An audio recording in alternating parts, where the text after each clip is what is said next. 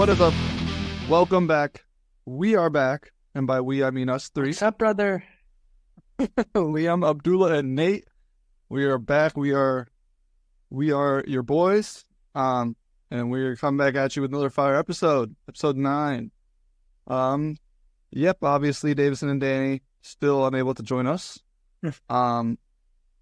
Really, really tough injuries. Hope it's not season ending, but Our team is in shambles.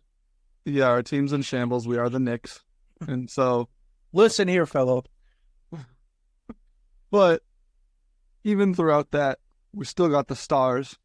And so we're gonna cook something up for you guys. How's the life been recently? You've been talking about flag football.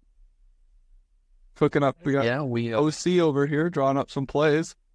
We're scheming a little bit. The 4-4 season on the way. I want tackle football back. I want the draft to be here, dude. It's my favorite time of the year. Oh, that's true. It is I coming love up. the draft. my favorite time of the year is actually in February. I don't know if you guys know. What happened? Like History Month?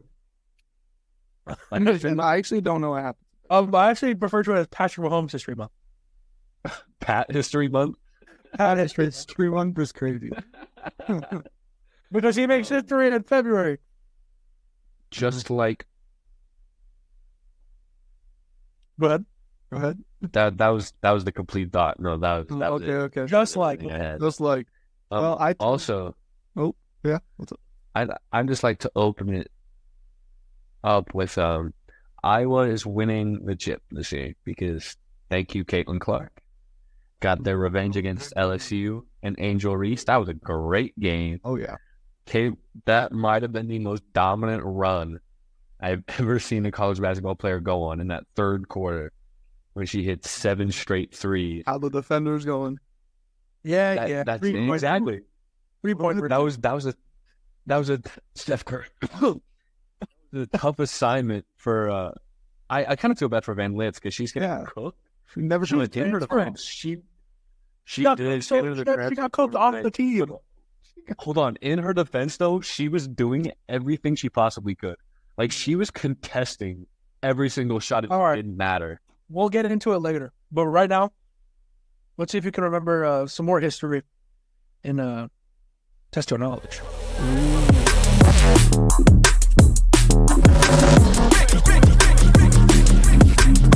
You know what time it is. Welcome back to edition 2, 3, something like that. Doesn't matter.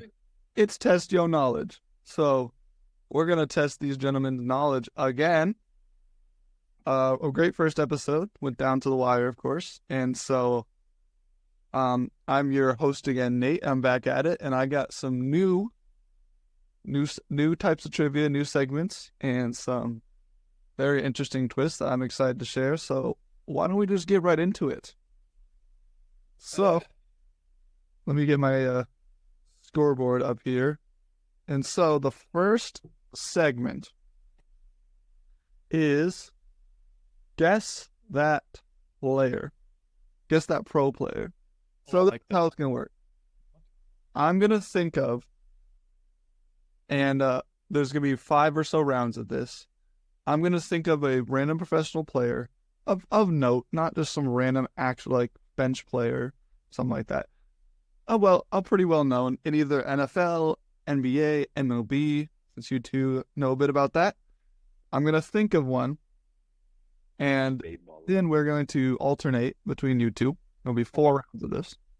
I said 5, I meant 4. We're going to alternate. One of you will start, and you'll just take turns asking questions like guess who. And so you're just asking questions to figure it out. So you'll be like, "Ooh, do they play basketball?" So 20 questions. Yeah, except there's no limit. And then so you guys are going back and forth asking questions. And then obviously, if you think you know who it is, when it's your turn to ask a question, you say, "Oh, is it this person?" I want to blurt. Let me blurt out. Oh, No blurt. Let No me blurt. No I blurt. want to blurt. Be civil. Be If you want, you could also, like, if you feel like you know who it is but aren't too confident yet, but don't want to give it away for your opponent, you know, your questions could be vague or like lead the other person astray. It doesn't matter. You just ask the question, and if you land on the player, you get 3 points. So we are going to we're going to begin this. And so I have my player picked up. Okay. And so Liam, I'm going to have you start. Because you lost. Number 1. I got fucked. Does he play football? Does not play football. Does he play water polo? Does not play water polo. Yeah. Liam, you're up. Is he African American? Is. Oh, I know who it is. All right. That's hopeful. No, you don't. Shut up. Ask your question. Is he Rudy Gobert? It is not Rudy Gobert. That boy's not African American. Not African American. Yes, he is. He's French, but he's black. No, he's not. It is Rudy Gobert. All right. Anyways, What is Creole? He's Guadalupe. What is Guadalupe? Liam, Sorry. you are up. Mother is white. Oh, he's mixed. Okay. All right. All right. All right. Wait, You not Rudy we're both Gobert. right. We were both right. We were both right. All right. Liam. It's my turn? Yes. He played basketball. Does play basketball. Okay. Is he in the Western Conference? Is in the Western Conference. Is it Jamal Murray? Oh. Not Jamal Murray. Is he a star player? What do you mean by star player? Like, is he like a superstar, or is he like? I would not say superstar. Okay. Did he play basketball at an American university? Did play at an American university, yes. Not an international player. Is he a starter? Is a starter. Yes.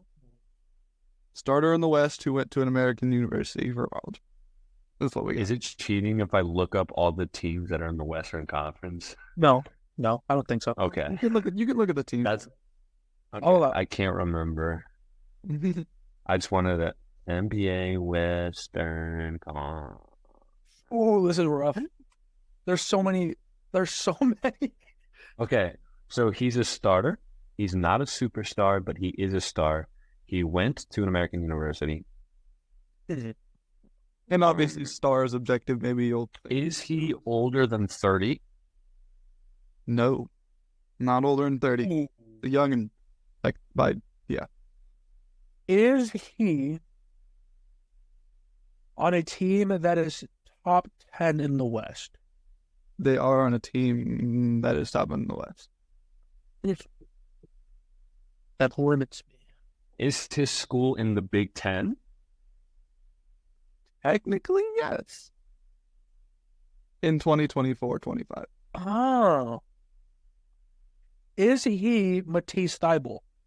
Is not Matisse Thybulle. Because he went to Washington. I thought I pulled one.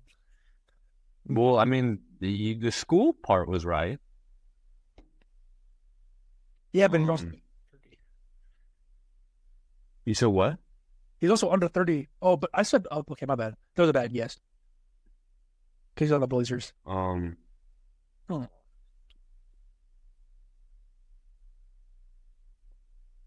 Thinking hard about the thing.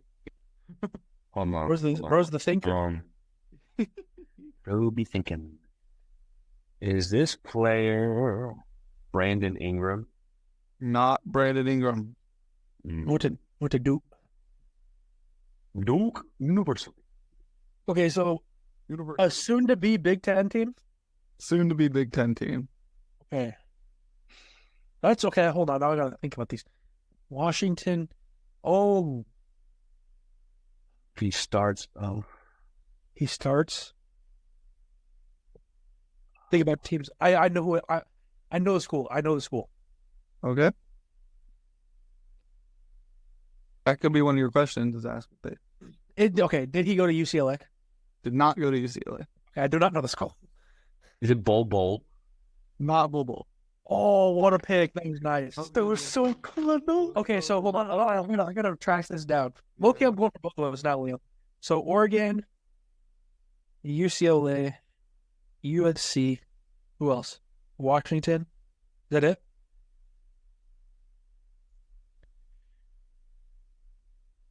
You said West? Yep. Top 10 team in the West. Top 10 team in the West. Who is, Lord. I would consider a star. You would consider a star. And star criteria is a little bit, Okay, let me limit this. Is he a top 5 team in the West? they are a top 5 team. Okay, now Okay. I could think about this. And I would consider star, usually a starting player who makes major contributions to the team.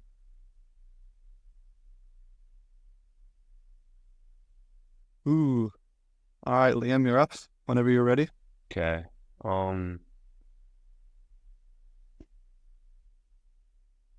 Good Lord. Is it? I got them both being turned into thinkers. Yeah, bro, because I'm thinking about it. No, it's not him. Could Or- I don't know who it could be. So we're talking Timberwolves, Nuggets, Thunder, Clippers, and Mavericks, right? Yep. Oh my God. You guys could just start asking questions to narrow down something like the team or Is he a Clipper? not a Clipper. Not a Clipper.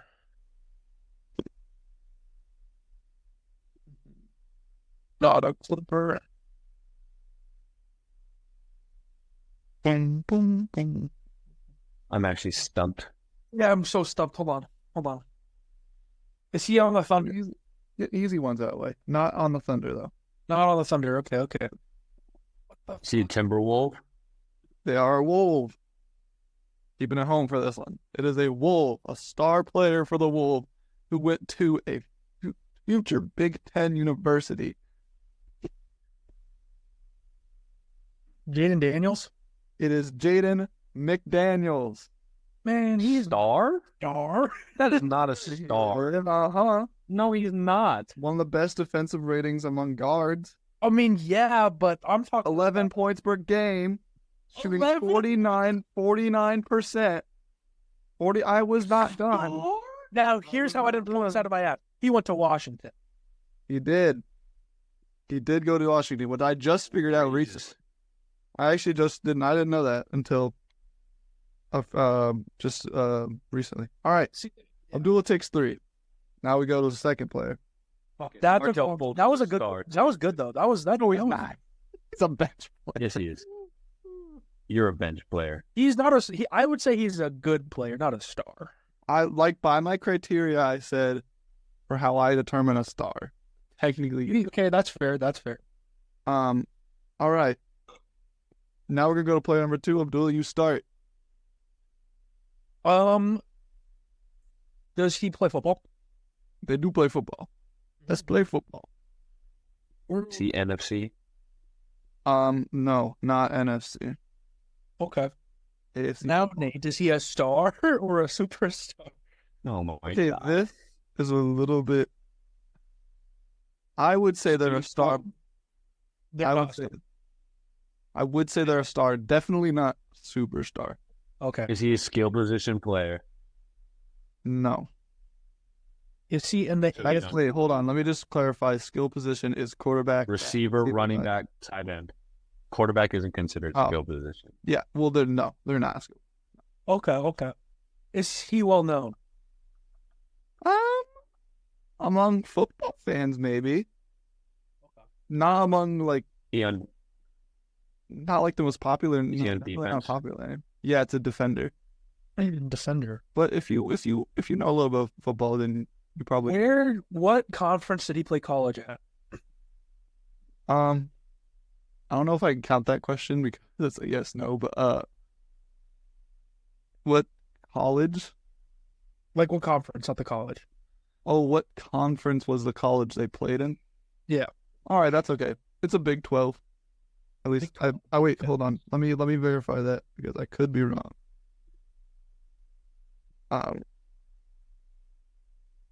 But I'm pretty sure that it's Big 12.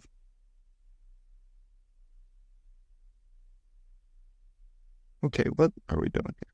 Come on. Wikipedia is a bugging. Yep, it is Big 12. Okay, yeah. It's a Big 12. They played a Big 12 college.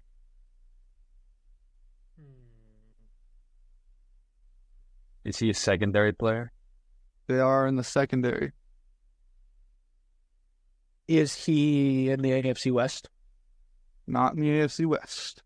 Okay. There.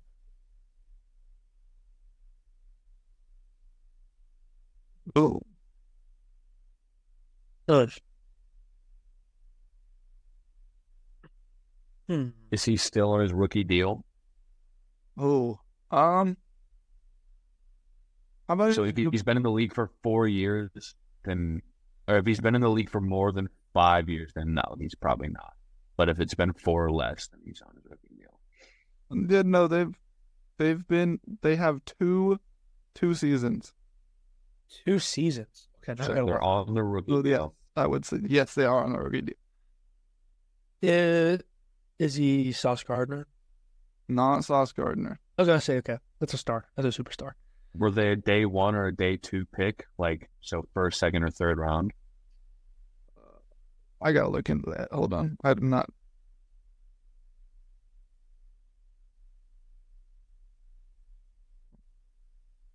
Dude, this is stuff. Yes, they were a second round pick. Second round pick. Second round. So they're a second round pick in 2022. Yes, second round pick in 2022. Since I told you how many years they've been in the league. All right, Abdul. Doing his research. Pull up the 2022 NFL draft. Oh, I don't know if I could do that. Right now, I'm just looking at Big 12 teams and trying to connect. Yeah, Actually, that's a good idea. Let me do that. Big 12. Yep. Oh Light bulb turned on. no, he's old as fuck. Sorry. All right, that's back off. How old is he? There you go. I'm just gonna ask that. They're 24. Well, 24. You never know. There could be like a 22-year-old that 24 is kind of why I was like hesitant with the rookie deal question, because they could have either entered the league at like 20, Yeah. but they're 24. so don't include this in my question, but when you say Big 12, you are not including Texas and Oklahoma, right? Because they're gone. Not anymore. So it's not Texas or Oklahoma. Okay. And also going back onto like the star thing, I'm gonna rescind my answer of yes and say that they're a rising star. So they might not be that good right now, but they're probably. Okay, I have a guess. But it's Liam's turn, so right. Are they the AFC North? No, not AFC North. Abdul, what's your guess? Rising star. I'm gonna think. Okay, so if he's a rising star, then I'm gonna say he's on a decent team. Is Jalen Petrie?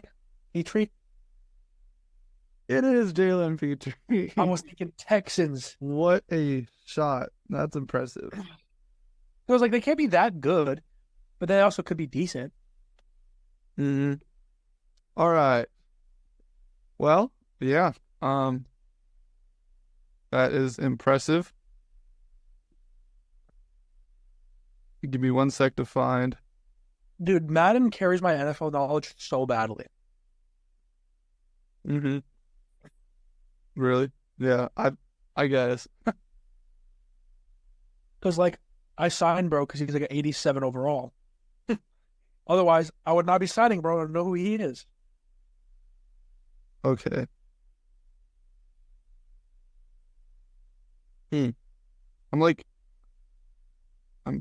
I'm in process of finding. Okay.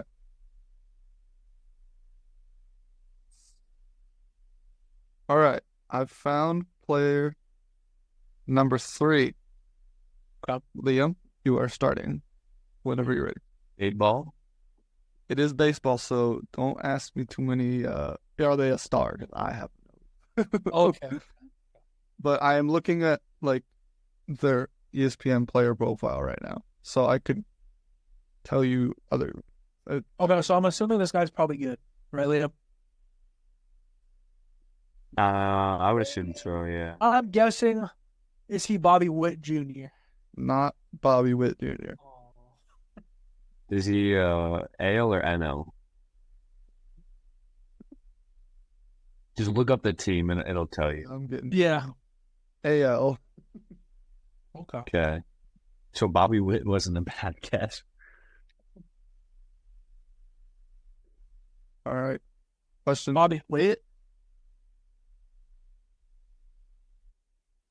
Oh, I know who it is. All right. Well, it's your question, so. Oh, is it Carlos Correa? No. Because I was thinking Twins. Oh. Is the position player? What does that mean? Outfield, first base. Is he a pitcher or is he okay? Not a pitcher. No pitching. No pitcher. Okay. Oh. What's his name? He's in my gut early and stuff. It's yours. It's yours. Okay. Hold on, I'm gonna have to search up AL and NL because I don't remember the exact. Actually, yeah, is it AL Central? Do you know? I can find out. No, not AL Central. Not AL Central. I wasn't gonna be cheap and pick a twin. That's my bad. My brain not work. Okay. There's I'm gonna just start riling off like players. It's my question. No, I know, but like when it's mine. Oh. Just take some home run swings. That's a Yeah. What'll be? Literally. Is it Juan Soto? Bang! It is Juan. Damn! Dude, I was gonna go with Judge. That was a home run. Gosh. God, dude. My brain not working. From the looks of it, we're gonna move on. Here we go. One is Brian the Brains. All right. Well, that was that section. This next section's a little bit nicer, you guys. Okay. And that is March Madness trivia. 10 questions, 1 point each. Okay. This section is nicer to Abdullah, not me. I mean, it's general questions, so you. I mean, I'm not amazing at it. Yeah. You got this, Liam. You will see. You got this. It's just in the spirit of March Madness, Final Four, all that stuff. And what bangers of brackets we've had this year, specifically on that women's side. So, March Madness trivia, same thing as last time. Raise your hand. First person I see will buzz in. All right. First question. Which college has the most men's championships? Abdullah? North Carolina. Incorrect. Liam, you're up next. Most national championships in men's NCAA. Is it Indiana? Not Indiana. Abdullah. Oh, is it Mr. John Wooden UCLA? It is Mr. John Wooden UCLA. Gotta go with we got an OG with this one. All right. What NCAA men's school has the most Final Four appearances? Some of these might be good to take a shot. All right, Abdullah. Kansas. Not Kansas. Liam. North Carolina. It is North Carolina, correct. Oh, damn. Look at that. And Liam is on the board. All right.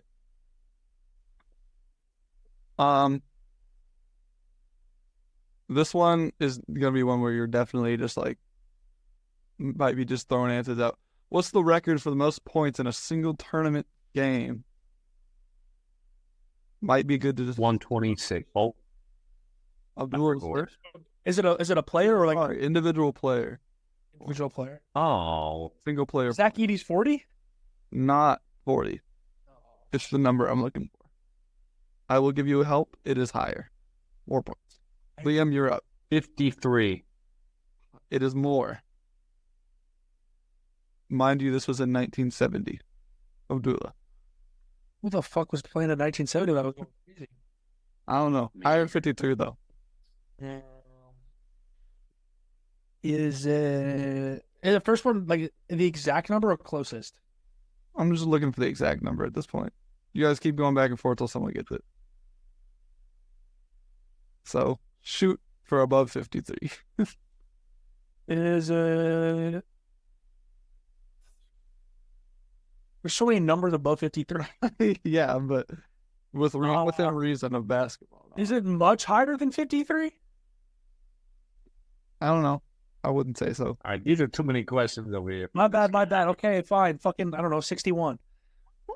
It's 61. Yep. Oh, I won by Austin Carr of Notre Dame in 1970.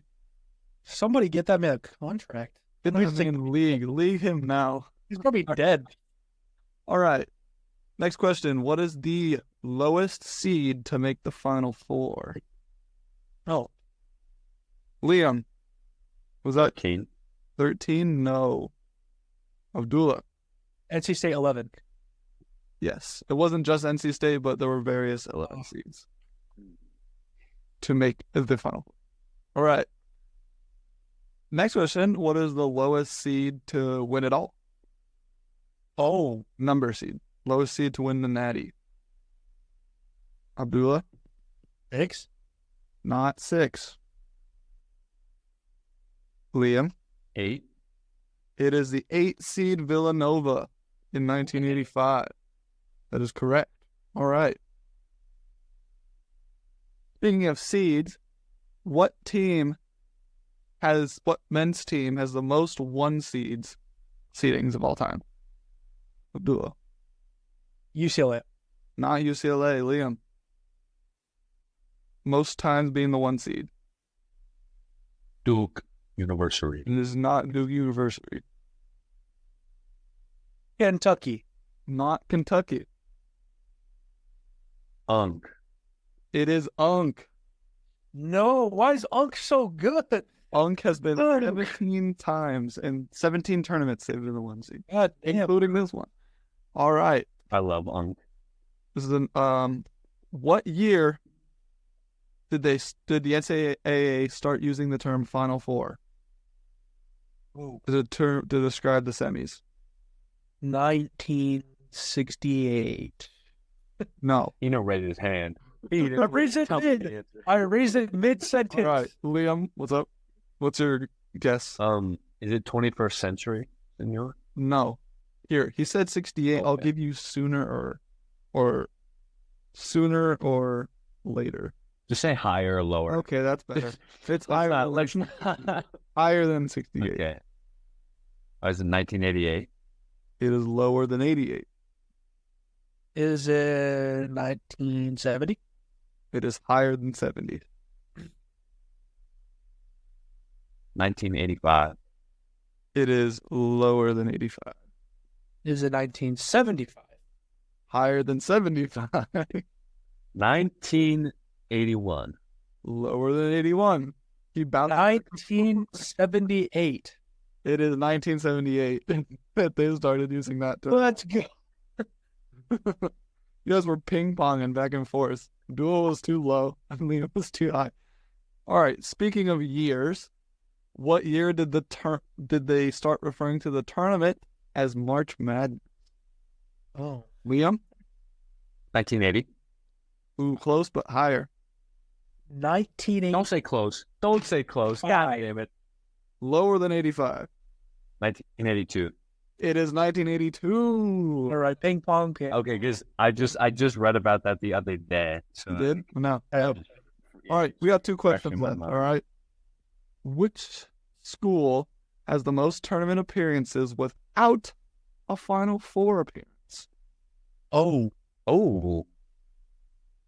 don't know. This one kind of surprised me, but I don't know that much about basketball, so. A Final Four appearance. Yep, most tourney appearances with no Final Four appearances. Oh, all right, Abdullah. Oh no, that's a bad guess. Never mind. I guess I'm just gonna throw out Michigan. No, in Illinois. No, not Illinois. Liam. Yeah, they have. Is it USC? Not USC. Is it Oregon? Not Oregon. Good. Auburn? It is No, they're- not Auburn. Well, they're Final Four like a couple years ago.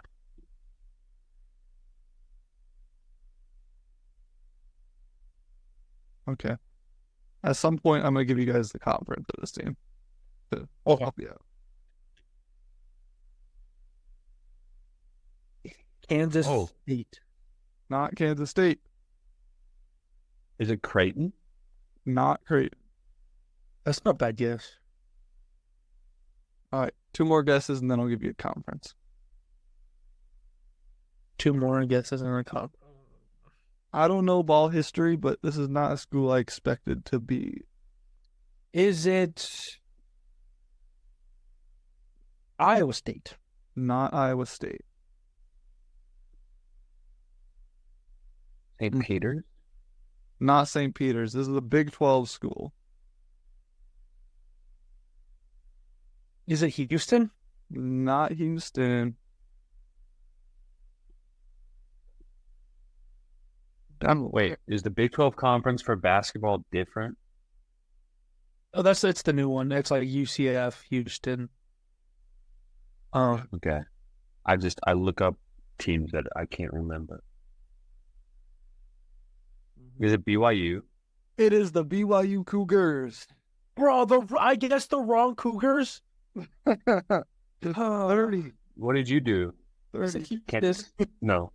Oh, All right. Last question. This one is more just about NCAA basketball, but Okay. and not as much a tournament. But which NCAA coach has the highest annual salary? Oh. Abdul? John Calipari. No. Second place. Liam. Bill Self. It is Bill Self of the Kansas Jayhawks with $9.6 million a year. It was one of those two. All right. Well, as the section 2 shakes out, it is Abdullah 10, Liam 9.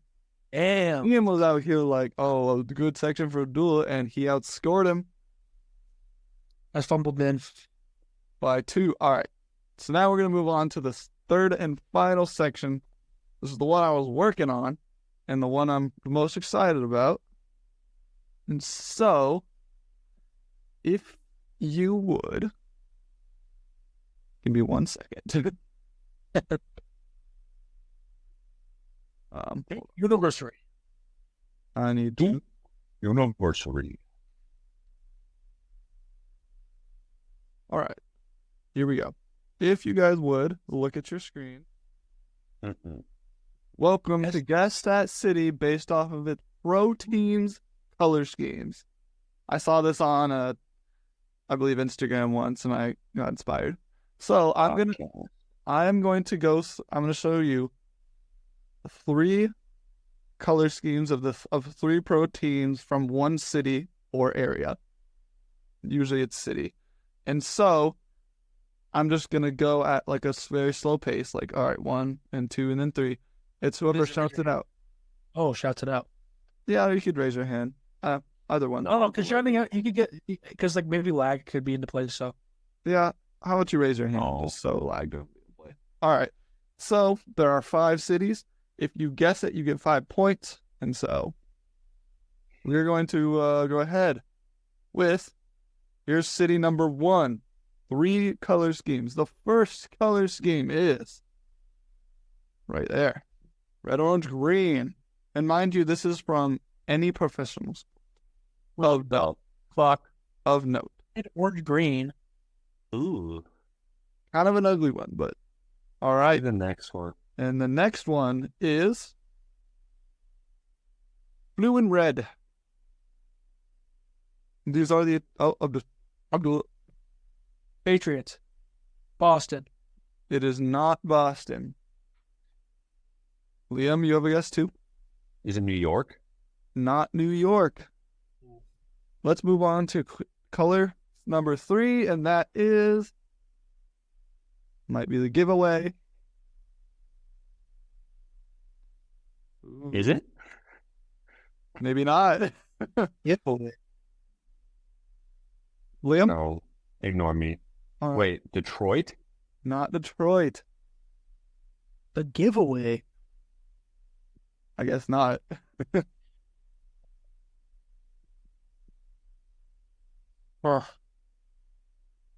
Oh, Abdullah. Houston. Not Houston. Ooh, that's a good guess, though. That's a good guess. All right. Making them think. God, I can't stop thinking fucking Miami Hurricanes, bro. Yeah, I know. Miami. They don't have red. That's true. Don't they? I don't think so. Yeah, you're right. Dang, this kind of stumped us. Yeah. You might have to be thinking about like what individual teams could be, maybe ignoring other Yeah, I thought I had it because I was like, that's the Astros. start taking shots. Whoever's ready, take their next No, shot. the Astros aren't that color. They're not navy blue and orange. No, that's their city connect is navy blue and orange. Oh, okay. All right. And this is a big stumper one, I guess. Yeah, just, dang, hold on.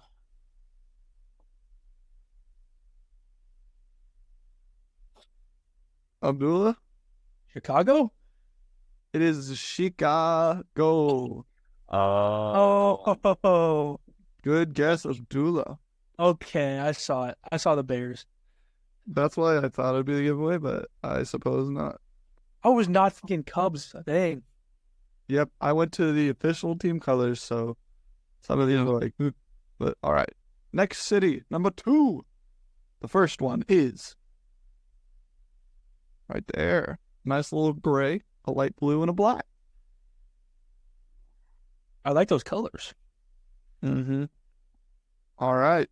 No guesses, so we'll move on to colors number 2.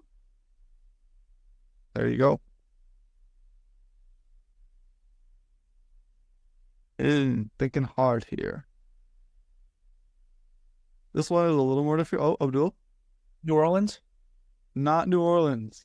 Oh, that's the Pelicans. Good guess, though. That's a good guess. Yep. Yeah. This one was a little bit of the harder of, I guess, one of the harder ones. Mainly because of that first color scheme. But if we have no more guesses, I will give you guys number 3, which in my opinion is another giveaway, but I don't know what is a giveaway at this point. So here is color scheme number 3. Oh, Leon. Seattle. Not Seattle. Yeah. How did I not see that? 3 professional sport teams in this specific city. Abdul? Washington. Not Washington. What? Well, because I was thinking like, because you said area. I don't know. Yeah. It's It's not going to be that big of an area. Excuse me. It's Minnesota. It's Minneapolis. It is Minnesota.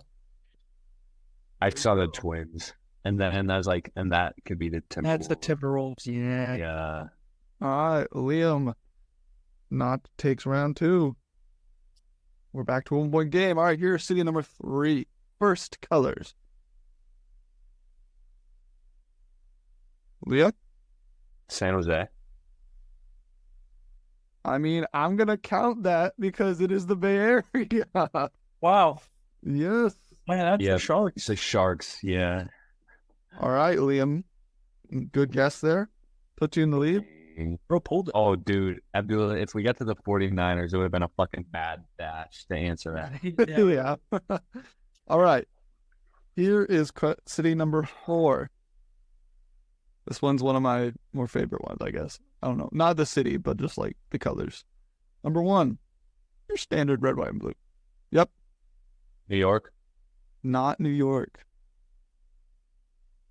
Standard red, white, and blue. All right. Oh, wait, No. wait. New Jersey? Yeah. Not Jersey. Fuck. My fault. Damn it. Moving on. Thought I to had it, number, dude. number 2. Another standard red, white, and blue. What the fuck? Oh, Abdul. Boston. Not Boston. Or Red Sox and Ooh, but that was a good guess. That was a really good guess. And you guys are never Washington. Another red, white, and blue means it is Yep, Washington. there we go. yeah, it was one of the two. Yeah. Oh, okay. Okay, wait. First one was the Nats, and the second one I knew was the Wizards. Yep. Washington loves the red, white, and blue, and then there's the Commanders. So I thought this one was funny because it's all red, white, and blue. All right. The final city is number 5. Let's see what we can do here. Here's number 1. Colors number 1. Liam? New Orleans? Not New Orleans. Another good guess, though. That color scheme, same with the Twins, seems to be pretty popular. All right. If there's no other guesses, we move on to number 2. Abdullah, I saw you first. I raised my hand too fast. Oh, Yeah, I did too. I'm gonna throw out a guess though. what is it?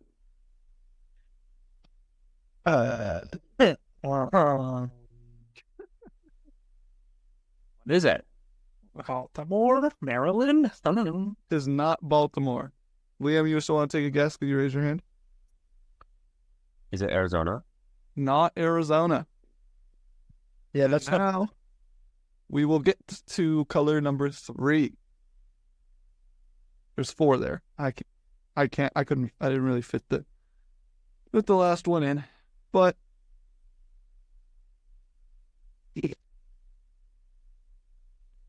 Liam, In Miami? it is Miami. Okay. Oh, What the a Panthers. Heat. I was like, that could be the Heat, and that could be the Marlins. Wait. But also, like, I didn't know the Heat had a yellow. Wait, what? Who's the other Miami team? It's coming. I can't see it. Oh, you can see it's the Marlins. Okay, I was gonna say that's not the Dolphins. All right. I was That between the Dolphins and Marlins. Bro beat me. Bro beat you, and pretty bad. Liam took 4 or so of the 5 cities. I think it was 4. And so, 20 points from this round. God damn. yeah. And just like that, Liam takes the victory. Liam, you have a victory speech you'd like to give? I'd like to thank Unk. Yeah, I'm kind of. Also, I'm showed you the way.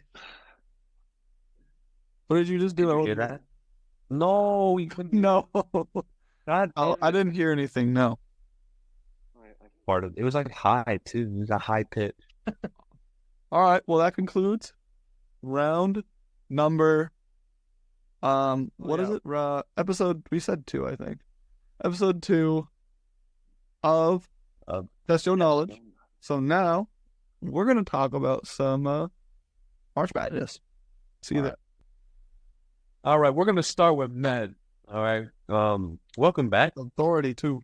Now we are segueing to the Final Four, where now it gets serious. We've played around a little bit, we've teased, but now this is the real thing. No more edging. Gooning over, all right? An 11 seed. An 11 seed has made the Final Four.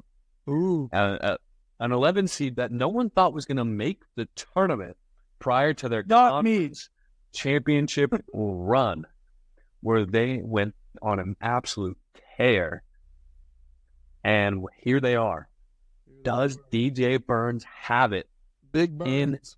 in him to stop Zach Edey and the Boilermakers? Let's talk about it. Listen, if you're out there, DJ Burns, please save us. Please.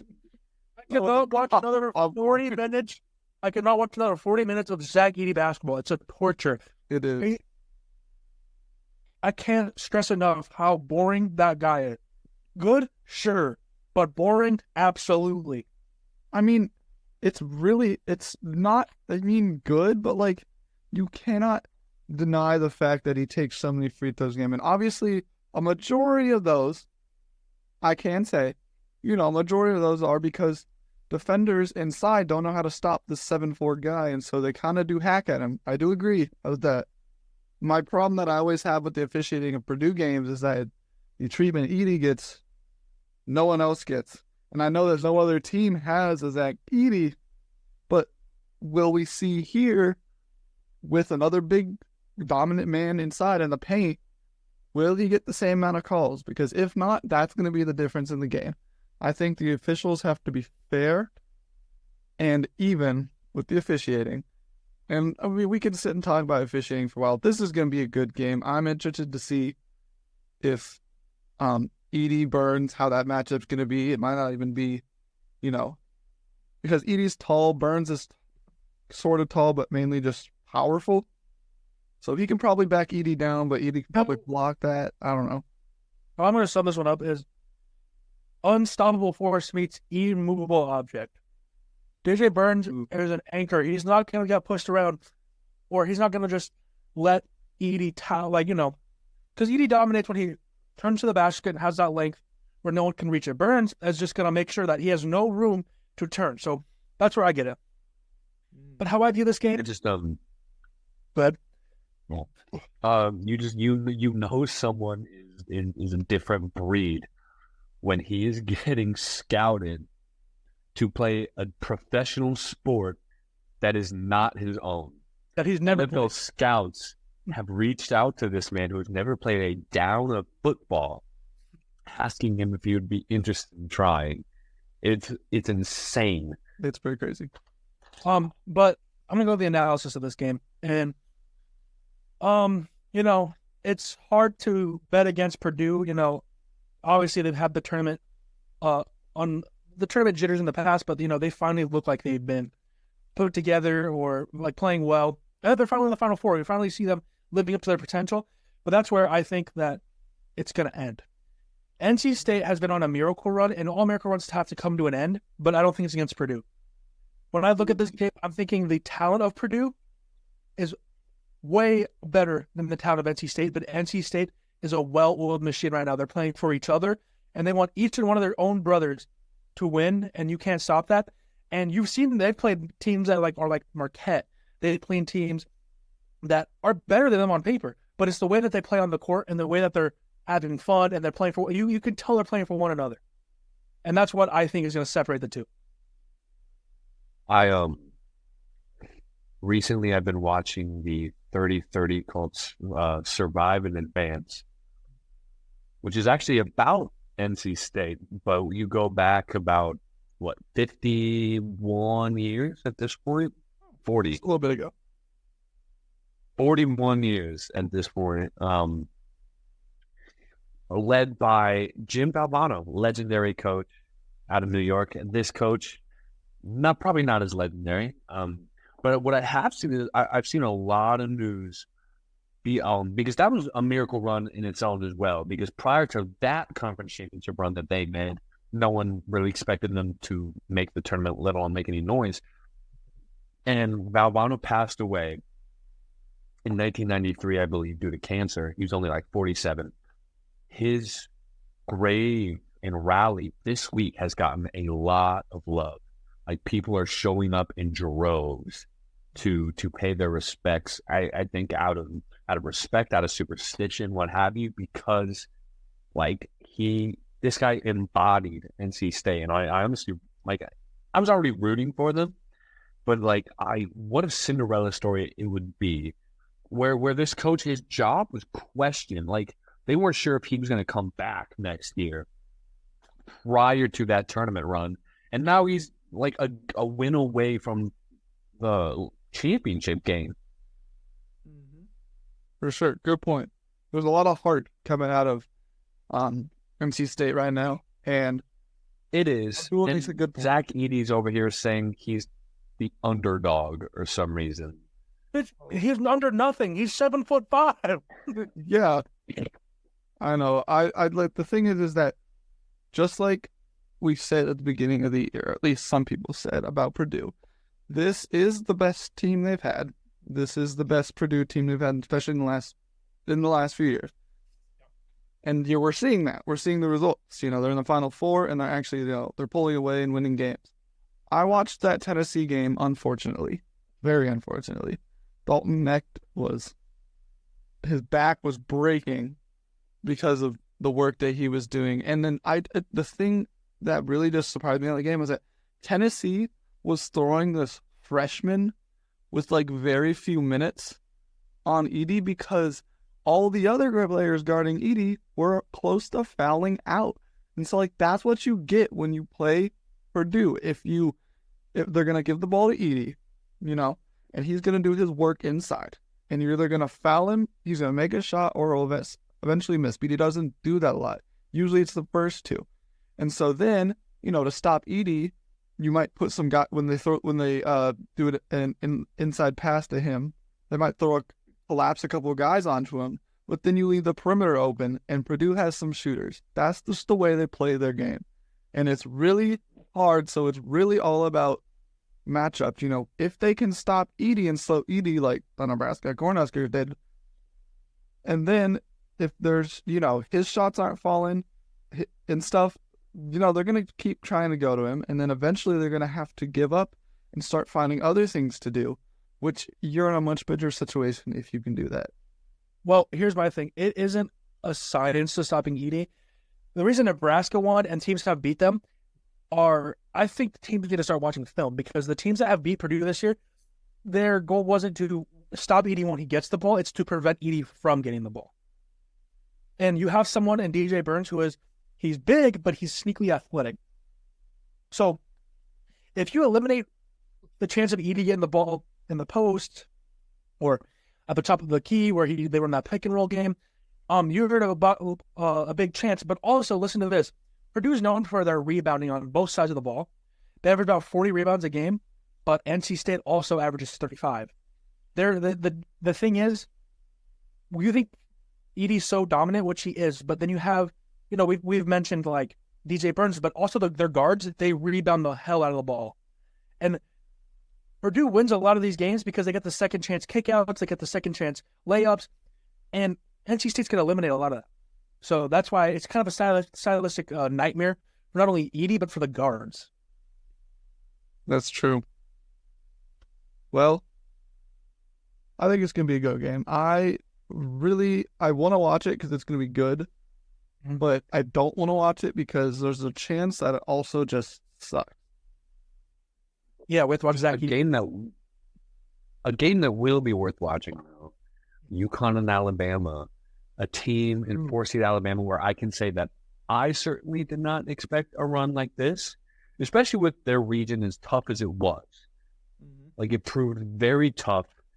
Like a 6-seed was able, and Clemson was able to get all the way to the Elite Eight. But Alabama, Nate Oates proves time and time again that he is an excellent basketball coach. Surprise. But the juggernaut, as good as you want to call Purdue, and they're quite good, the juggernaut in UConn they look untouchable. And of all the teams they played yet, Alabama is probably the best bet they have to upset them. The talent is still not even, in my opinion, like the coaching, the experience, the championship DNA, what have you. The talent is all in UConn's favor, but we've already seen a miracle in this tournament in NC State. Can Alabama kill everyone's brackets and meet a team maybe like NC State in the championship game? Well, I have something to say to that. I've had Alabama in the Final Four. I picked them to go to the Final Four, and there's a reason to that, and it's the duo of Marcus Sears and what's the big guy's name? He's been on Alabama. Yeah, Grant Nelson. Mm-hmm.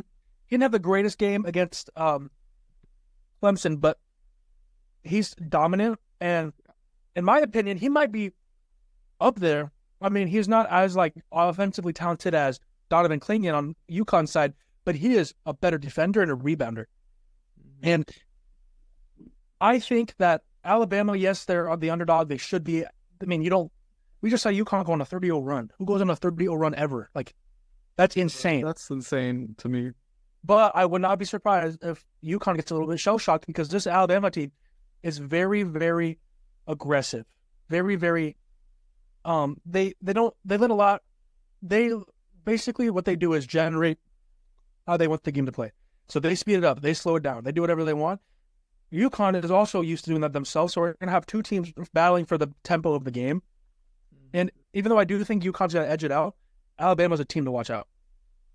That's true. And then although Alabama is nowhere near the story that NC State is, that team does have heart too. And they have some passion. And they always have, they're a 4 seed and they're not, they weren't ever out of it.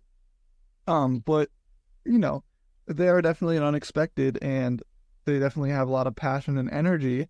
And so the thing is that you get this matchup with UConn in the Final Four. I mean, the energy is high. The hopes are high. This team, I expect in Alabama to play their minds off. I mean, they are like, this is an opportunity of a lifetime. Not only are we in the Final Four, but we're going up against a team that has been pretty much deemed unstoppable by everybody. We shouldn't win this game. We were told that we can't win this game. Obviously, UConn is my champion in my bracket, so I would love it if they won. But I agree with you guys, Liam and stuff. I could expect a very good game. I could expect UConn's really first challenge to come here, which is insane to say that it'll come in the Final Four, but that's just how good they've been.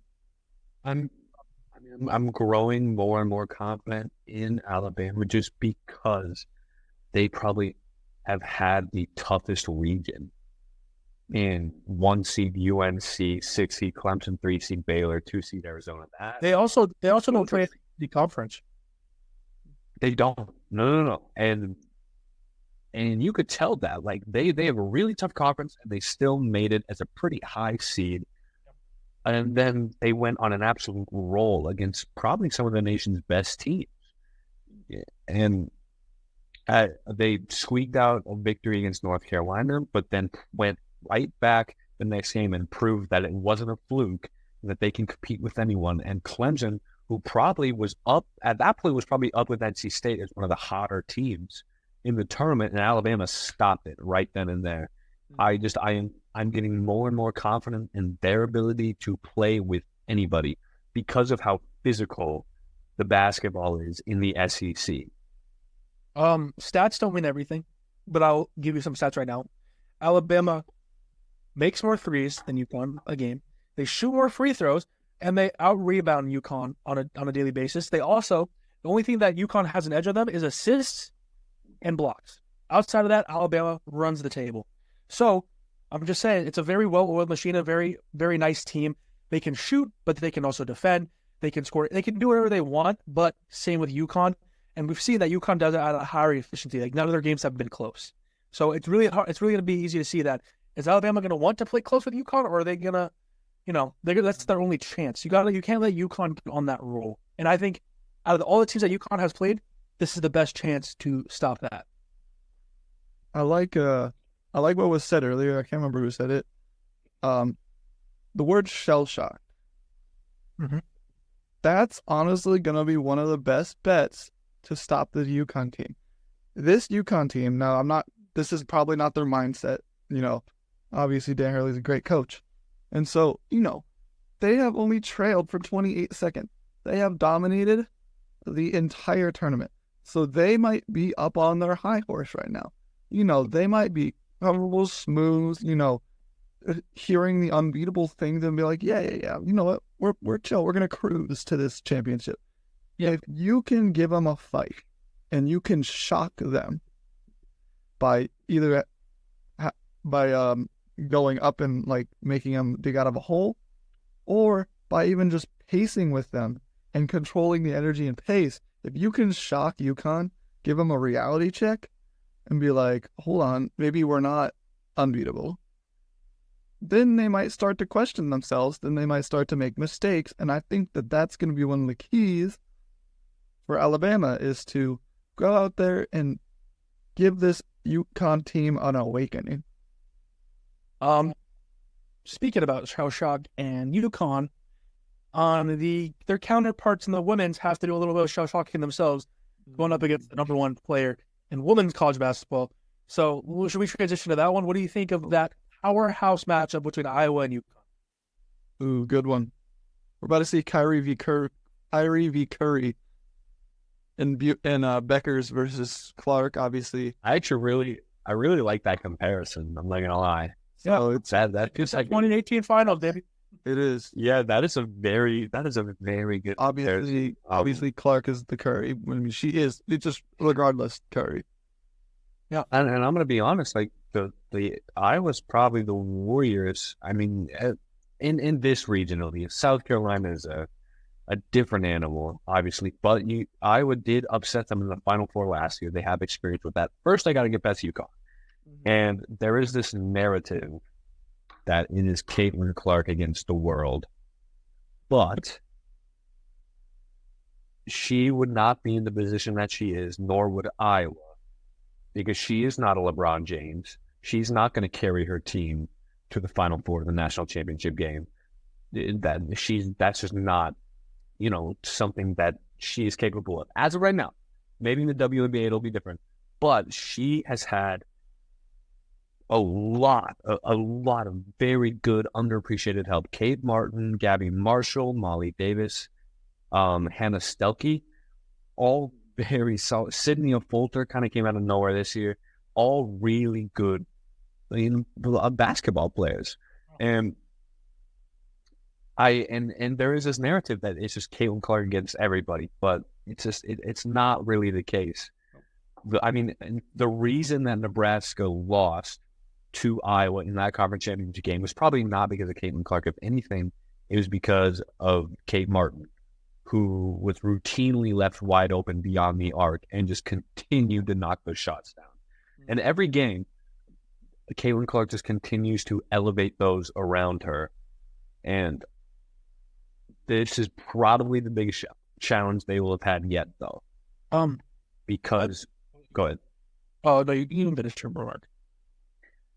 Just because, like, the men's team, this UConn team can also be considered a juggernaut, even though they aren't as high of a seed. They have a great coach and great history. Exactly. And so winning. If you want to talk about championship DNA, there's no better example than UConn women's basketball. Dude, Gino Oriella, he has the script. He's so good at getting his teams there. Oh yeah, isn't it? It's insane. My take on this game, I watched the Iowa LSU game, and I will say, it was well, of course, it was a really, really good game. Oh my gosh. But the thing is that LSU, like you said, even though maybe they weren't as high of a seed this year as when they met last year in the national championship, they're still a good team. And, drama aside, Kim Mulkey is a great coach. And overall, LSU is a tough team. And in that game specifically, they were playing with fire and passion, both teams. And so LSU gave Iowa a lot. They gave them all they can. They went runs. They also were, it was also a mental battle and all that stuff. And the thing is that Iowa prevailed. Anytime LSU went on a run, anytime LSU had momentum, they answered. And they answered back stronger. That was the thing. Anytime it looked like, LSU's pulling away, they have an 8-point lead or something like that, you look back later and then Iowa's up by 12. And so they never were out of it, ever. They never lost the mental side of the game. They never lost themselves. They believed. And also Iowa was playing for revenge. So there's a little bit of the revenge factor there too. And I think that really helped them. And I think that that's hard to beat. Iowa, of course. And here's the thing. Clark could have a bad half. She could have bad quarters. She did against Nebraska in the Big Ten championship game. And I feel like there was a stretch here in this game and also just in the tournament where she just things were clicking for a bit and it's easy for everyone to worry and freak out, but then she'll turn around and each quarter is a different story for her and for that team. And so I think it's going to be the battle of the quarters. Who can win? Who can get those small victories? And obviously, those small victories will swing the momentum and will swing everything in your favor. So this is going to be probably one of the best games of the weekend. Each quarter is a new ball game. Oh yeah, it is. For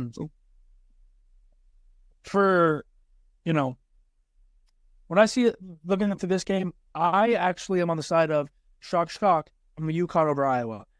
As much as Iowa is great at scoring and they have the Caitlin Clark factor and that she doesn't really go down without a fight. UConn is a 3 seed, so they've had to go through a little bit of a tougher test. They play teams like Syracuse, Duke, and USC, who is also a 1 seed. And their games where they were in moments where they were just ahead. They were never like, the game might have been close, but you could tell that UConn was controlling the game. It wasn't like a 66-64, oh my gosh, we're about to lose. It's like, just keep them away. They play very good, like, they know how to win. They know how to keep it. They don't really panic under pressure. And that's really the leadership of Paige Beckers. We haven't really mentioned her name a lot, but she is a generational talent just like Clark is. She's really good ball handler. She's really good at getting her teammates involved, but she can also score. Like where Caitlin Clark was, she has a really good cast around her, and she can help support that cast. I believe that Paige Beckers makes UConn what they are, because without her, the last year she was hurt with an ACL injury. They were not really factors in the tournament. It allowed Caitlin Clark to go on her thing. So it just shows that they're completely different when they have Paige at the helm controlling the team. And I think that team's just it's just more well-oiled than the Iowa team. You've used that terminology a lot. Well, but it's true. It's true. It's true. I mean, they got very true. They got a coach that knows how to win. They got a team that knows how to win. So, oh yeah, for sure. I will say whatever you want, feel however you feel about Angel Reese, but good God, is she a great shot blocker? Oh my God. It is unbelievable, and it's not like she's just like tipping the ball out of your hand. She is just throwing that, spiking the shit. It is like, I love it. Like, obviously, like, it hurt a little bit because like I was pulling for Iowa, but God, I really enjoy like how, because for a long time, and still the knock on women's basketball is the physicality or lack of. But with players like Angel Reese, who are 6'3", and I think the average height for a woman in the United States, I think is about 5'6". So that's essentially like a 7-footer. When it comes to women's basketball, and she plays like it. But she's not like a Zach Edey type, who's not very athletic, more fundamental. She is a freak. Oh yeah. I mean, she's probably the best rebounder in basketball. And every time a ball went in the air, I think every Iowa fan would hold their breath if she was anywhere near it. And I love that for the game of women's basketball, because it's not just her either. Like, her teammate Flavia Johnson also rejected a lot of shots. I really enjoyed how fiery these games have been, and how passionate they are, and how like they are high scoring. Like, they are knocking down shots at an elite level. Oh yeah. And that makes me excited for the future of this game, even when Clark and Reese go to the WNBA. I just want to throw a stat out there, random stat about UConn. I'm looking at like their years under Ariema. I mean, they've been unbelievable, but in their last 10 years, they've lost a total of 3 conference games. That is unbelievable. That's pretty crazy. And when you want to talk about winning culture, like Nate said, that's winning culture. That is winning culture. Liam, I like the point you made about Angel Reese. Obviously, Angel Reese, such a controversial player. Very polarizing player. Yeah, and honestly, me personally, I don't fully understand why what she does is any different than what 90% of professional players do. She's a passionate player. In game, she's a trash talker, but she backs it up with such good performances and like you just stated, all the things that she could do. She's just passionate, she's competitive, and she's confident. A lot of people don't like that. Like we said before, it's definitely because of, how people. It's definitely because of her skin color, and obviously being and obviously all of women's sports is the same deal. And we should touch on the comment made by the LA Times author. Oh, who referred delinquents and I quote, dirty debutantes. Crazy. Which if you look that phrase up, if you look up the phrase dirty debutantes, it is strictly porn of black women being degraded, being seen as lesser than. It is unbelievable that he was allowed to publish this in a national article and then rescind it later without any jeopardy of his job. Yeah. I'm a personal, I'm not the biggest fan of Angel Reese, but it should never get to the level where you're being blatantly racist and degrade. You know what I mean? She's a great player. You can hate how she cares. You can hate how cocky she is, or but that's who she is. That shouldn't affect how people view her. I mean, there's players like Aaron Rodgers that are dickheads and go crazy like that, but they're not calling him dirty Debbie. You know what I mean? It's unfair the treatment she gets. She thrives in social media. She thrives with media, but it's not her fault that people skew the way she is because she's black. That's the thing. And people will always comment on her cockiness and her in-game antics and all of the stuff that she says, acting like everybody doesn't do that. And I mean, I'm not trying to poke at anybody. I think that's a good part of sports, especially if you have the game like she does to back it up. You'll see it makes it fun. You'll see players like Caitlin Clark, Paige Beckers, Cameron Brink, who by the standards that people are holding Reese to are cocky as well. And so these people are in-game actors. These people are expressive because they're competitive. But what's the one differing factor between the four people I just listed? Exactly. And if anything, as someone who's been following Caitlin Clark ever since she got to Iowa, she is so much worse.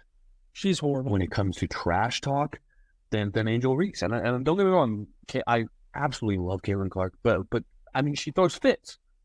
She genuinely will just throw a tantrum on the court at times, and people are just oh, it's passionate, but we don't want to connect the dots with a black woman because oh, she's what have you. There's a lot of different words that are used to describe her. None of them are fair. And the point, and my response to those who said she's too cocky: Kobe Bryant, Michael Jordan. Name me one great who wasn't cocky. Exactly. Name me one great. Yeah, it's and don't get me wrong. Oh, they're good. I am not insinuating that she's on the level of Kobe Bryant and Michael Jordan, but just like them, she strives to be great at her game. Just one of the greatest college basketball players, if not ever. Absolutely, absolutely. Well, yeah, I had my mom and my parents and family just recently visited. We had a long discussion about this stuff, mainly just reflecting all the things we're kind of saying right now, almost topic for topic, exactly point for point.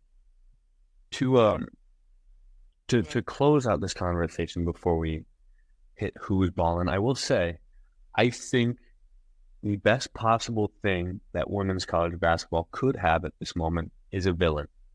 I will say, I think that they have.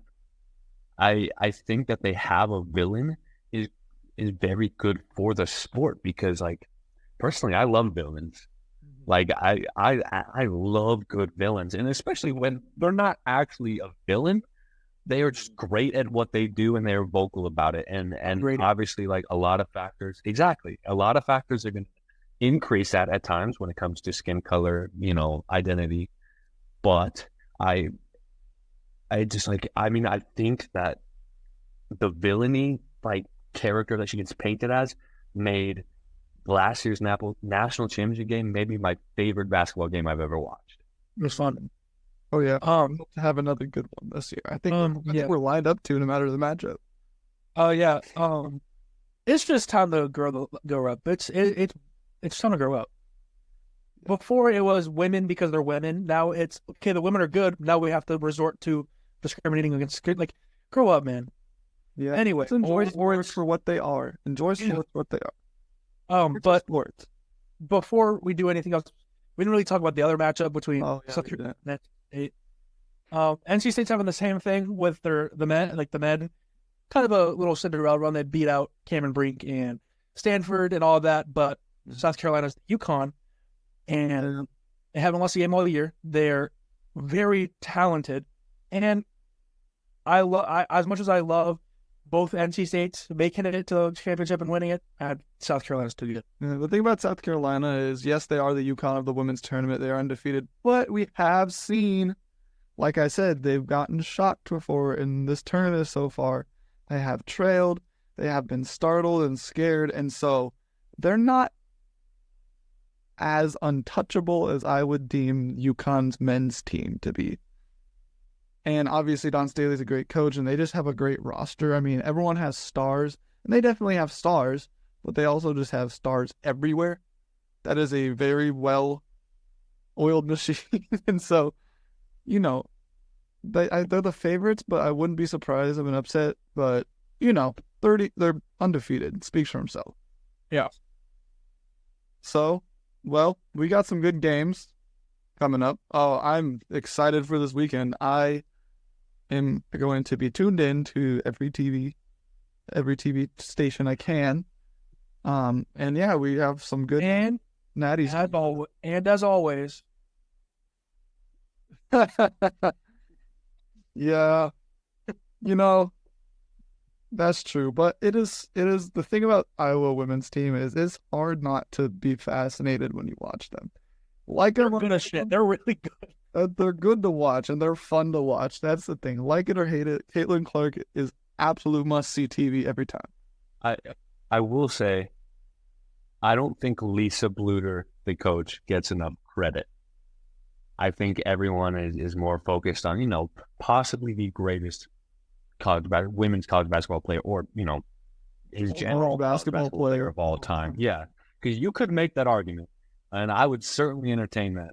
Okay. But Lisa Bluter has also done an excellent job as head coach, and I really like her. Obviously, I'm a little biased, but it excites me, because we don't really have sports, like mainstream sports, that compete at levels like this prior to the rise of Caitlin Clark. Like, football will win 8-9 games a year. Men's basketball, we might barely scrape into the tournament and then lose in the first round. And it just wrestling. I think I'm wrestling, yeah, if you consider that mainstream. But yeah, I'm just excited. But what I'm also excited about is to talk about some of these athletes around all sports who have been cooking lately. I'm sure we all got our own athlete, our own sport that we're going to recognize, and we will be right back. Who's balling?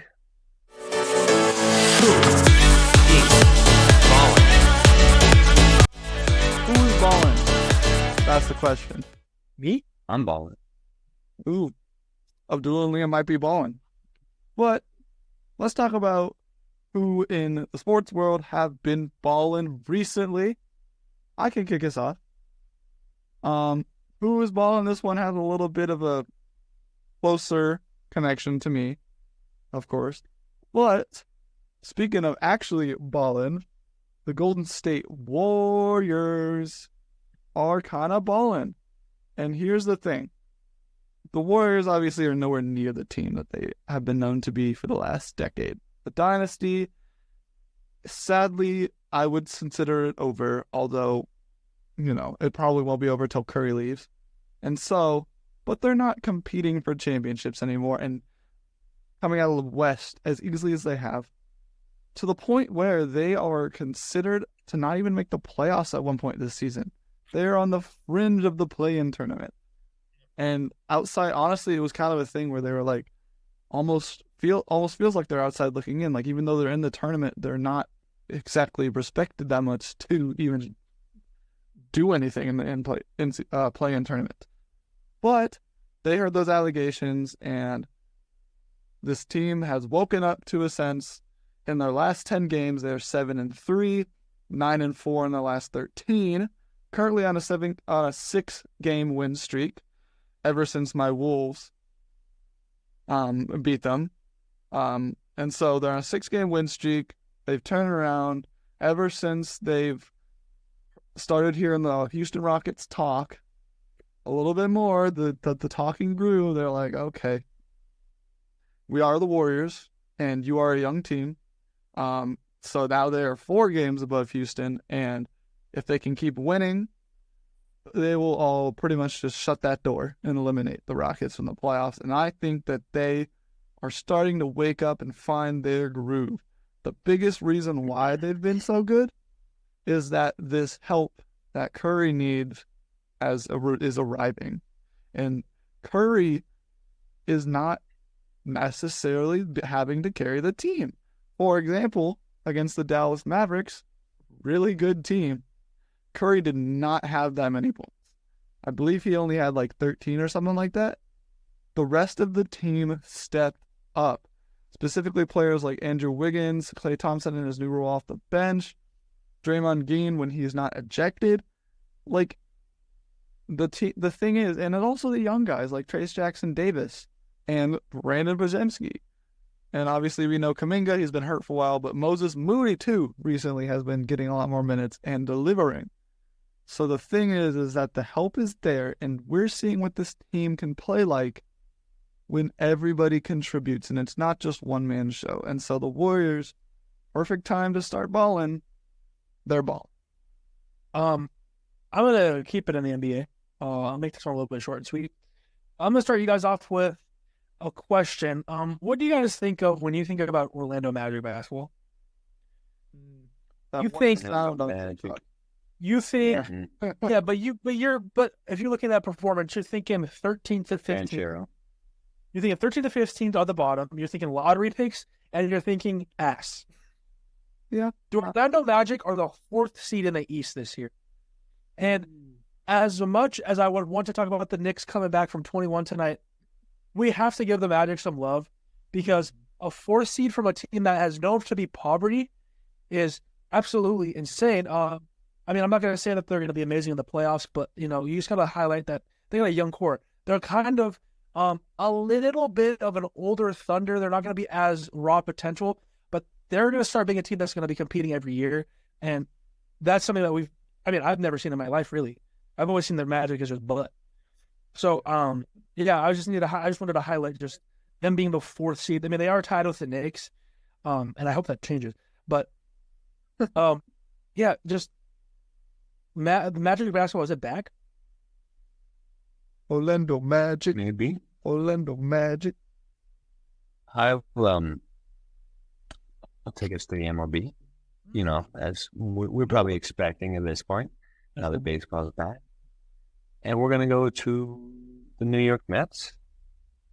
Because why not? And Francisco Alvarez, quickly becoming one of my favorite players on this team, who last year, which was his rookie year, had a home run percentage of 7%, which, probably doesn't sound too exciting when I say it, but that is double the league average from a year ago.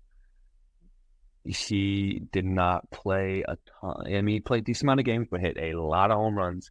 He was high on a lot of people's lists for breakout player this year, and so far, he's lived up to that. He has stormed out of the gates. He's hitting 400 through 6 games, slugging 700%. His OPS plus, which it basically just measures how much he gets on base and how hard he hits the ball, is, again, double the league average. I really hope he keeps this up, because maybe the Mets will start to win more ball games. But on that team, he's probably the only one balling right now. But that's good enough for me. I mean, Big Meat hit a homer. He did. That was. I saw baseball, but I don't. I could be wrong about this, but I know there's no salary cap. Don't the Mets have like an insane amount of money? Like their payroll is super high. Also, it depends on market size and your ownership and how much money they're willing to spend on payroll. And if you're not familiar, the Mets owner by the name of Steve Cohen, he's a corporate billionaire, quite rich. And yes, a year ago we spent the most money in Major League history just not to make the playoffs. We did not make the playoffs, spending nearly $500 million on a roster. We're still, I think, first in the league, but we have cut a lot of salary. Actually, I don't think we're first in the league anymore. We cut a lot of salary.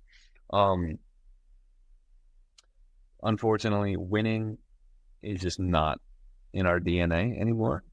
I saw this comment too. So what we struggle with is scoring runs.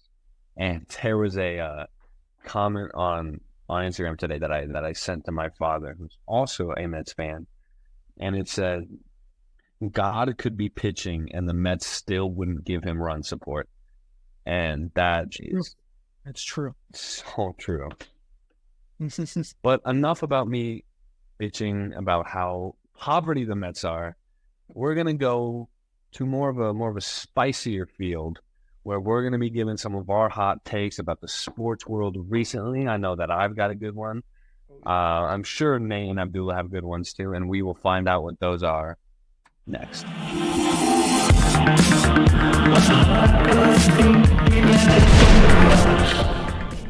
All right. We have made it to everyone's favorite ending segment, everyone's favorite end to their day, and that is Hot or Not. Now, of course, you know the rules by now, but if you don't, we'll each give some hot takes for the next week or two in sports. And if they land, you will get points. How many points? The other two will decide how many points it is worth out of 5 in terms of how hot of a take it is. And so, as the scoreboard sits, you can see it, but Davison still firmly with 15. Liam and Dullah recently tied Liam in second with 7 each. I have gotten back on the board, which I'm happy about because I was pretty cold there. 6.5. Danny has 2, and Yusuf has his little one. And so, we're going to keep pumping takes out and keep scoring points, hopefully. Abdullah, you want to start? Sure. This is a very much wishful thinking, but Liam had me thinking about baseball. And my team, the Kansas City Royals, have been pretty meh to start the year, which is very promising compared to the bleh we've been used to. So we just beat the White Sox 10-1 today, and I'm gonna go on a limb and say that we're gonna sweep them this series. We have 3 more games against them, all of them in Kansas City, and I think we can sweep them. And to mind you, the Royals have not swept a series, and for God knows how long. Ooh, all right. I don't know much about baseball though. Right. But Nate, I'll guide you on this. The White Sox are not good. I'll give you that. The White Sox have won a single game this season, but a 4-game series is very difficult, no matter how good you are, to win every game in. But because it's the White Sox and arguably the worst team, maybe I was gonna say 3. I'll give it a 4, so you can get a 3.5. But I think this White Sox roster might shape up to be worse than the A's. So we'll have to see. We'll see that. All right. I can go next unless you really want to, Liam. You can go. All right, sounds good. Just writing that down so don't forget. All right. My take, I'm going to leave baseball, and I'm going to go to the March Madness tournament. Of course, the hot topic right now, and one of the hot topics and the hot points that have been made about this tournament is the UConn Huskies men's basketball team, and more specifically, how dominant they've been. They have trailed for a total of 28 seconds in the entire tournament, and that's all the rounds up till now. A lot of people are like, oh my God, that they're untouchable, they're never going to trail again. I mean, the 30-0 run was probably one of the most incredible things in all of basketball I've ever seen in my life. 30-0 is crazy, especially for Illinois being the number 2 offense in the country. And so, like, I dare I say they're untouchable, but they are darn good. And so the whole narrative about trailing for 28 seconds, the whole tournament, although Alabama's young and fiery, I think it continues. I will say that in total, in game time, not real time, in game time, UConn will not trail for any more than 2 minutes this game. Game time. It's been 28 seconds the whole tournament, but Alabama is arguably the best team they've faced yet. So I'm going to give them a 2-minute buffer. They will not trail for more than 2 minutes a game. I mean, all right. I'm giving you a 3. 2 minutes can add up to be a long time. Yeah. In basketball. That's true. But to begin, it also takes a minute for people to get into a game. And then in Alabama, I've already raved about their defense. So, like, that would mean that they would have to come out to a hot start, and that's a tough team to come out to a hot start against. So I'm gonna give them a 3 because I think they will trail a little bit. All right, I'll take that. All right, last one. I want to keep it simple. South Carolina women's basketball, they are undefeated, but they in the past few games they have shown that they are vulnerable, which we had not seen until then. Indiana played them very close, but they were able to squeak it out at the very end. NC State, just like on the men's side of things, has been very hot. I'll say it. I think NC State beats and stuns South Carolina in the Final Four, much like Iowa did to them a year ago. 4. All right. I say 4 because South Carolina is a really good team, undefeated. And so, challenge them? Yes, NC State will challenge them. Both with the fire that they've been playing with recently. They're hot, really hot. And also, South Carolina has seemed a little cold in some stretches. And so they'll challenge. I wouldn't want to go home to North Carolina either. So I understand. Also, it's kind of it's not North Carolina, South Carolina, but it's still a little bit of a rivalry. Cross state, yeah. That's true. I mean, a lot of players on these teams probably got recruited by one another. Like, I'm going to give you a 4 because I just think South Carolina is unbeatable. I mean, they've been playing close, but they've also won.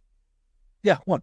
So, that's why I'm giving you a 4. Yeah, I think it's going to be. I think that's the most underrated game of the weekend. Yeah, to be honest, it's being overshadowed for sure. Everyone's talking about that's the Caitlin Clark effect. Yeah, everyone's talking about the, Iowa, UConn, and on the men's side of thing, they're like, obviously those games draw a lot of attention. Purdue, NC State probably being the big one, but this is the underrated one because it has the possibility to be sneaky good. Although I do think South Carolina will pull it out, and I hope they do because South Carolina is my women's bracket champion. So if I can just get both my champions to win it all, we should be sitting pretty good. So, obviously, there it is. You got some good basketball to look forward to in this next week. And then, obviously, we've been talking about college and the tournament. But the NBA is shaking up too. The last few games for every team are coming up. And then it's playoff time. Some teams are clinched. Some teams have clinched. And some teams a lot of teams are eliminated. I will say this could be a little bit of bias because I'm a Wolves fan, but the Western Conference is gonna be cinema in the playoffs, even down to the Lakers and Warriors at 9 and 10. I mean, the fact that the Suns and the Kings, who are both very respectable teams, are 7 and 8 and gonna be playing in the play-in. Here's the thing: the Wolves are gonna, if they stay put and finish as the 1 seed, which, I have faith they can do. They're half game in front of the Nuggets, 1 in front of the Thunder. If they can stay in first place, here's the thing: first place, cool. I don't really like the matchup of either the Suns or the Kings because those are 2 really good teams. The West is because the Pelicans in there too. That's true. And honestly, Pelicans at the 6th seed have been really good, but they're probably, the most favorable of all these of the 3 teams we've listed because of probably the playoff experience, Kevin Durant, Devin Booker, and then obviously the Kings last year. And so the thing is that I expect the Western Conference playoffs to be insane. I think any team can beat any team. And I think that it's going to be exciting because, the Eastern Conference is going to be the Boston Celtics, and it's easy just to say, and that's it, but Well, here's my thing with the Eastern. We're going to get a lot of teams that we're not used to seeing in the playoffs, and that's really exciting too. Usually in the Eastern Conference, we see an assortment of the same exact teams, but now you're seeing the Knicks, you're seeing the Magic, you're seeing the Pacers, you're seeing the Heat. We're gonna have some fun. It's not gonna be as fun as the Western Conference because it's not as even, but we're seeing some new teams, and it's just nice to see some fresh blood. I want to know your guys' opinions. Obviously, there's a lot of teams who haven't had a lot of playoff success or really any success at all as a franchise. Considering how the playoffs are shaking up, I should say, which team, if you had to root for, that's not your team, so, which team, if you had to root for as your second team, which team are you rooting for just because you feel like they deserve it? Pacers. Pacers. See, I'm going to actually go on the Eastern or on the Western side, and if my Knicks are not going to do anything, I want Luka and the Mavs to do something. Ooh, I really love Kyrie Irving, and I think Luka is probably the best player in the NBA. And even though he's not going MVP, as further said, I would really love him to, make a little bit of noise, maybe win a little jewelry. It'd be kind of nice to see.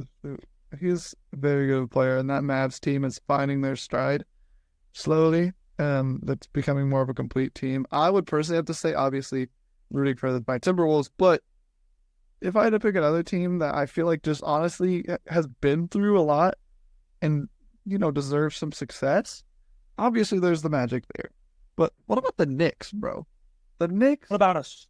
I do have to say, the Knicks, although a pretty storied franchise just in general in terms of their history, but as of recent, They're the Mets of the NBA. Yeah, they're just they seem to be cursed almost. Listen, This fella have had so many injuries.